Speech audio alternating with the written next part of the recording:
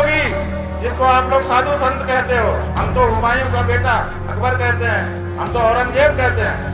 ये नहीं है हिंदू कहने के लायक शायद। एक शब्द नहीं निकला इसके मुंह से, इसलिए कि इसकी मुख्यमंत्री की गद्दी ना चली जाए। मुख्यमंत्री की गद्दी को महत्वपूर्ण समझने वाला पौराणिक मूर्तियों के सामने क्या हिंदू हो सकता है? कौन से रामचंद्र जी?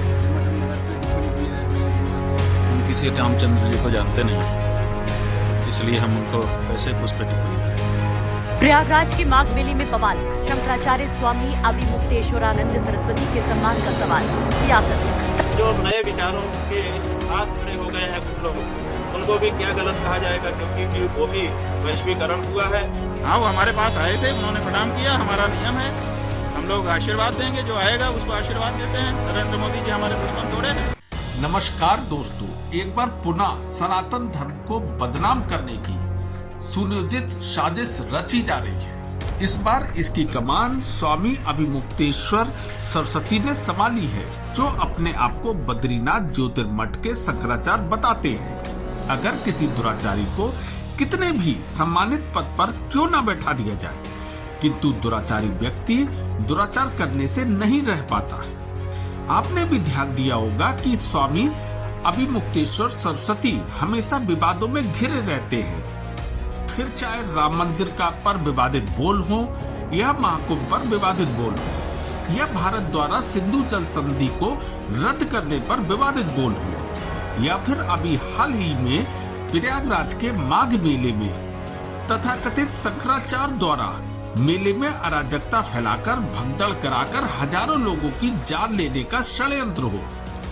यह व्यक्ति हमेशा सनातन धर्म के विरुद्ध ही बोलता है, जबकि स्वामी अभिमुक्तेश्वर सरस्वती के अलावा तीनों शंकराचार्यों के अधिकतर लोग नाम तक नहीं जानते हैं। आखिर ऐसा क्यों?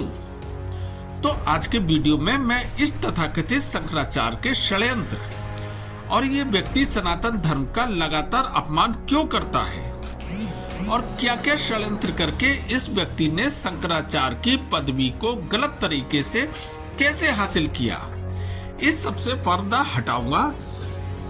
तो ये सब जानने के लिए बने रहिए वीडियो के अंत तक। तो शुरू करते हैं अपना वीडियो।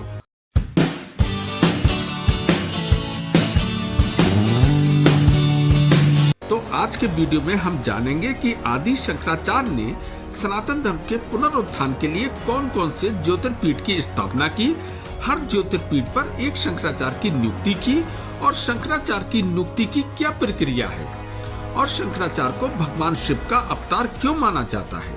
दरअसल आदि शंकराचार्य, जिन्हें भगवान शिव का अवतार माना जाता है, इन्होंने सनातन धर्म के पुनरुत्थान के लिए 4 ज्योतिर्पीठ की स्थापना की। नंबर 1 गोवर्धन पीठ, जो उड़ीसा के पुरी में स्थित है। वहाँ वर्तमान समय में शंकराचार्य स्वामी निश्चलानंद सरस्वती जी हैं। नंबर 2 शारदा पीठ, जो गुजरात के द्वारका में स्थित है। वहाँ के शंकराचार्य स्वामी सदानंद सरस्वती जी हैं। नंबर 3 श्रृंगेरी शारदा पीठ, जो कर्नाटक के चिकमंगलूर में स्थित है। वहाँ के शंकराचार्य जगत गुरु भारती तीर्थ महास्वामी जी हैं। नंबर 4 ज्योतिर्मठ, जो उत्तराखंड के बद्रीनाथ में स्थित है, जहाँ के तथाकथित शंकराचार्य अभिमुक्तेश्वर सरस्वती जी हैं, जो लगातार विवादों में घिरे रहते हैं। अब हम जानेंगे कि आखिर शंकराचार्य की नियुक्ति कैसे होती है। दरअसल शंकराचार्य की नियुक्ति वर्तमान समय में खुद शंकराचार्य अपना उत्तराधिकारी नियुक्त करते हैं, जिन्हें वेदों और शास्त्रों का संपूर्ण ज्ञान होता है। इस तरह शंकराचार्य के ब्रह्मलीन होने के पश्चात सभी अखाड़ा परिषद और शेष तीनों शंकराचार्य की सहमति के पश्चात उस उत्तराधिकारी की शंकराचार्य के रूप में नियुक्ति होती है। किंतु स्वामी अभिमुक्तेश्वर सरस्वती की नियुक्ति इस प्रक्रिया के तहत नहीं हुई है। दरअसल स्वामी अभिमुक्तेश्वर सरस्वती के गुरु स्वामी स्वरूपानंद सरस्वती के ब्रह्मलीन होने के पश्चात स्वामी अभिमुक्तेश्वर सरस्वती ने स्वयं अपने आप को स्वामी स्वरूपानंद सरस्वती का उत्तराधिकारी घोषित कर दिया, जिसका कोई भी सबूत उनके पास नहीं है। और इसके अलावा स्वामी अभिमुक्तेश्वर सरस्वती ने शंकराचार्य बनने से पूर्व सभी अखाड़ा परिषद और अन्य तीनों शंकराचार्य की अनुमति भी नहीं ली। जिस कारण भारत के सुप्रीम कोर्ट ने स्वामी अभिमुक्तेश्वर सरस्वती के शंकराचार्य बनने पर रोक लगा दी और यह शंकराचार्य की पदवी इस वक्त कानूनी कार्रवाई के अंतर्गत है। इसलिए मैं स्वामी अभिमुक्तेश्वर सरस्वती को तथाकथित शंकराचार्य कह रहा हूँ। अब हम जानेंगे कि आखिर अभिमुक्तेश्वर सरस्वती सनातन धर्म का लगातार अपमान क्यों करते रहते हैं। दरअसल स्वामी अभिमुक्तेश्वर सरस्वती संन्यास धारण करने से पहले राजनेता बनना चाहते थे। इन्होंने कॉलेज के समय में अध्यक्ष पद का चुनाव लड़ा और चुनाव जीता भी और वे कॉलेज के समय में राजनीति में पूरी तरह सक्रिय रहते थे।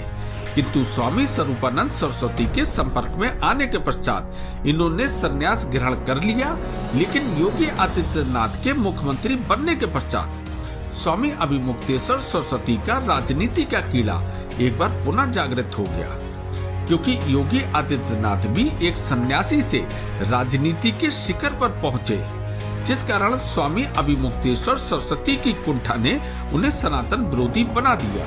क्योंकि अभिमुक्तेश्वर सरस्वती ये जानते हैं कि योगी आदित्यनाथ के रहते वे राजनीति के शिखर पर नहीं पहुंच सकते, इस कारण वे बीजेपी से नफरत करने लगे, जिससे अभिमुक्तेश्वर सरस्वती को लगता है कि बीजेपी के विरोध के कारण उन्हें विपक्षी पार्टी में कोई बड़ा पद मिल सकता है। 2024 के लोकसभा के चुनाव में अभिमुक्तेश्वर सरस्वती ने वाराणसी में मोदी के खिलाफ खुलकर प्रचार भी किया। इसी प्रकार जब राम मंदिर का उद्घाटन होना था तो चारों शंकराचार्य में से केवल इन्हीं ने राम मंदिर के उद्घाटन का विरोध किया था। इसके अलावा महाकुंभ की व्यवस्था की पूरी दुनिया में वाहवाही हो रही थी और भारत का डंका पूरी दुनिया में बज रहा था। तब भी मौनी अमावस्या के दिन एक छोटी सी घटना को इस तथाकथित शंकराचार्य ने बड़ा चढ़ाकर भारत को बदनाम करने की पूरी कोशिश की। इसके अलावा जब भारत पाकिस्तान के युद्ध के दौरान भारत द्वारा सिंधु जल समझौता रद्द करके सिंधु नदी का जल रोका गया, तब भी यही शंकराचार्य फिर से प्रकट हो गए और पता नहीं किन विशेषज्ञों से बात करके ये बयान देते हैं कि भारत देश की क्षमता ही नहीं है सिंधु नदी का जल रोकने की। और अभी हाल ही में प्रयागराज में माघ मेले का आयोजन चल रहा है, जिसमें करोड़ों सन्यासी और आम व्यक्ति आस्था की डुबकी लगा रहे हैं। इसमें भी स्वामी अभिमुक्तेश्वर सरस्वती ने व्यवधान डालकर सैकड़ों निर्दोषों की जान लेने की कोशिश की। दरअसल प्रयागराज के माघ मेले में रोज लाखों की संख्या में श्रद्धालु आस्था की डुबकी लगा रहे हैं और ऐसे में प्रशासन के सामने भी एक चुनौती होती है इस पूरी व्यवस्था को सुचारू रूप से लागू करने की। इस बार भी योगी आदित्यनाथ की व्यवस्था की पूरी दुनिया में तारीफ हो रही थी। शायद ये बात स्वामी अभिमुक्तेश्वर सरस्वती से बर्दाश्त नहीं हुई और उन्होंने मौनी अमावस्या के दिन बिना किसी सूचना के रथ पर सवार होकर करीब अपने 200 समर्थकों के साथ संगम में स्नान करने के लिए कूच किया और जगह जगह प्रशासन द्वारा लगाए गए बैरिकेडिंग को तोड़ते हुए संगम नोच की तरफ बढ़ने लगे, जिस पर प्रशासन ने शंकराचार्य से अनुरोध किया कि आप रथ से उतरकर संगम में स्नान कर लीजिए, क्योंकि यहाँ से संगम की दूरी मात्र 50 मीटर ही है और गंगा जी के तट पर लाखों श्रद्धालुओं की भीड़ है, जिस कारण रथ से संगम घाट तक जाना लगभग असंभव है। और अगर आप रथ से वहां तक गए तो अव्यवस्था फैल जाएगी और इससे भगदड़ मच सकती है, जिससे हजारों निर्दोष लोगों की जान भी जा सकती है। पर ये तथाकथित शंकराचार्य इस बात से भड़क गए और प्रशासन से अभद्रता और धक्का मुक्की तक करने लगे, जिस कारण इन शंकराचार्य ने एक बार पुनः सनातन धर्म के उत्सव को भंग करने की कोशिश की और पूर्व मुख्यमंत्री अखिलेश यादव से फोन पर बात करके अपनी राजनीतिक जमीन को खोजने लगे। अब मैं आपसे वीडियो के माध्यम से ये पूछना चाहता हूँ, क्या ये वास्तव में शंकराचार्य हैं? क्या संत समाज और अखाड़ा परिषद को इनके खिलाफ कार्रवाई नहीं करनी चाहिए?